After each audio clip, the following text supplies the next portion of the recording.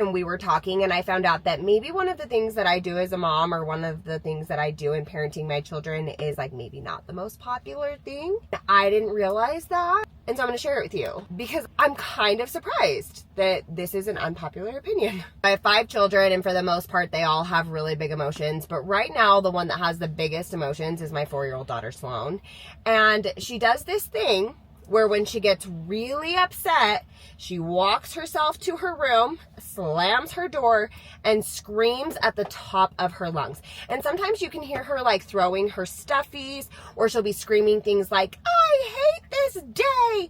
This is the worst day! I'm so mad!" Screaming her lungs out, and I literally just leave her alone. I don't go in there. I don't try to tell her to stop.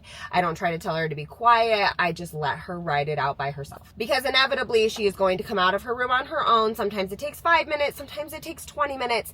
And every single time she says, "Sorry, Mom." And I say, "Thank you for saying sorry. How are you feeling?" And she'll usually say, "Fine." Or she'll say, "I'm good."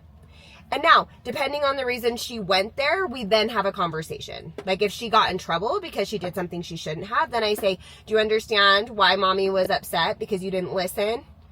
Sometimes she gets mad again and takes herself back to her own room, comes back, "Sorry, Mom." "That's okay. How are you feeling?" "Fine." "Do you understand why Mommy was upset?" I have 0 issues with my children expressing themselves that way. In this group of women, they were like, "Oh my gosh, I would never, my children would never, that is so disrespectful." And it's crazy because I'm 36 years old and I'm in this like women's cohort.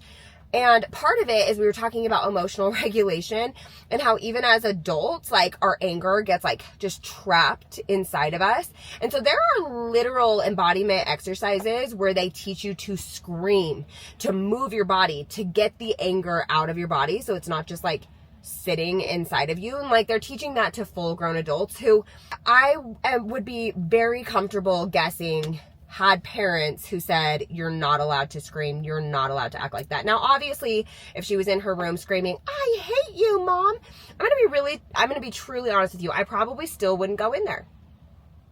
I would probably wait till she came out and then say, "That really hurt my feelings when you said that." But as long as she's not hurting herself, hurting her possessions, like breaking her toys, punching holes in her walls, I'm okay with my kids processing that way.